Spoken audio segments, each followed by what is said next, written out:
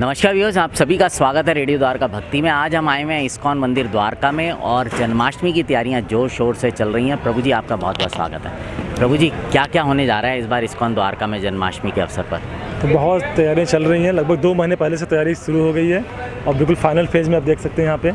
और तैयारियाँ विशेष रूप से इस बार जो है, हम पिछली बार 5 लाख लोग लगभग आए थे, इस बार उससे कहीं ज़्यादा हम आशा कर रहे हैं। और तैयारी उसी हिसाब से इस बार टेंट का साइज़ बढ़ा दिया गया कि पता है श्रद्धालु भारी मात्रा में आने वाले हैं। और विशेष आकर्षण है, भगवान को 1 लाख व्यंजन का भोग लगाया जाएगा इस बार।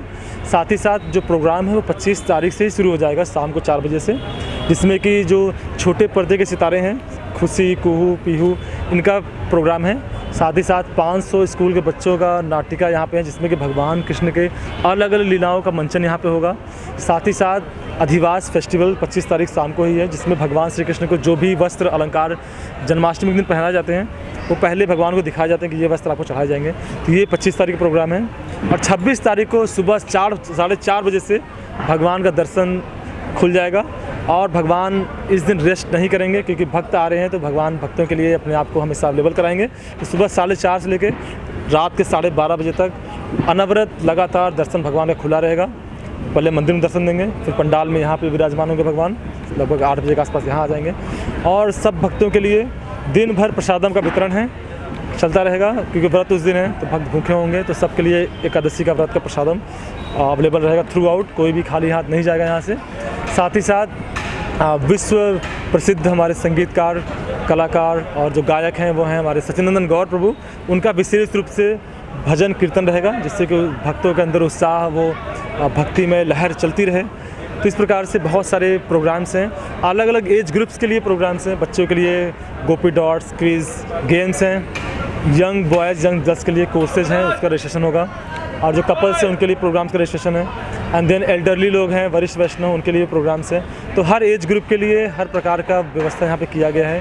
तो इस प्रकार से तैयारियाँ जोरों शोरों से चल रही हैं यहाँ पे। अच्छा प्रभु जी, जैसे आपने बोला 1 लाख भोग बहुत बड़ी संख्या है, कैसे लगता है इतने सब व्यंजनों का भोग? बिल्कुल बड़ी संख्या है, लेकिन हमारे पास जो श्रद्धालु हैं, भक्तगण, वो भी बड़ी संख्या में है। तो थोड़ा थोड़ा सब अगर मिल के करते हैं तो नहीं कहते हैं एक एक बूंद से घड़ा भर जाता है। उसी प्रकार से सभी भक्त जो शुद्धता से घर पे भोग बनाते हैं भगवान के लिए, माला जप करते हैं, 4 नियम का पालन करते हैं, ऐसे सभी भक्तों से रिक्वेस्ट रहता है कि वो भगवान के लिए भोग बना के लाएँ। इस प्रकार से जोड़ते जोड़ते कई बार 1 लाख से ज़्यादा भी हो जाता है, क्योंकि इतने सारे भक्त भगवान के जो हैं, तो संभव है, आसानी से हो जाता है, कोई बड़ी बात नहीं है। मिलजुल करेंगे तो सब कुछ संभव है। तो इस प्रकार से होता है। अच्छा प्रभु जी, ये तो आपने बताया सब चीज़ें जो हो रही हैं, कुछ स्पेशल एक्टिविटीज़ भी हैं जो प्लान कर रहे हैं? बिल्कुल।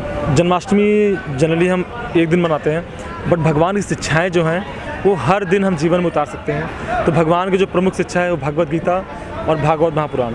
तो इस बार हम जन्माष्टमी विशेष रूप से जो भी श्रद्धालु यहाँ आ रहे हैं, तो केवल 1 दिन ही नहीं, वो इस जो मौके का लाभ जीवन के हर क्षण उठा सकें, इस बार हम प्रयास कर रहे हैं कि हम भक्तों को भगवद गीता, श्रीमद् भागवतम से जोड़ें। तो हमारा प्रयास रहेगा, हमारे वॉलंटियर्स यहाँ पे भगवद गीता को अवेलेबल कराएंगे, जो श्रद्धालु लेना चाहते हैं वो लें और अपने उस शिक्षाओं को अपने जीवन में उतार के हर दिन जन्माष्टमी मना सकते हैं। तो ये विशेष रूप से इस बार हम पुस्तक वितरण पे हम जोर दे रहे हैं। बहुत बहुत धन्यवाद प्रभु जी। और हर साल की तरह इस बार भी मुझे उम्मीद है कि पिछले साल से ज़्यादा अच्छा और ज़्यादा लोग आएंगे भगवान के दर्शन करने। सो व्यूअर्स, आपने सुनी ये जानकारी थी इस्कॉन द्वारका में किस प्रकार से जन्माष्टमी की तैयारियां चल रही हैं। बहुत बड़ा और भव्य पंडाल लगता है यहाँ हर वर्ष, और भगवान का अभिषेक भी होता रहता है, आरती की भी व्यवस्था रहती है। तो अब आपसे विदा लेते हैं, जुड़े रहें रेडियो द्वारका भक्ति के साथ।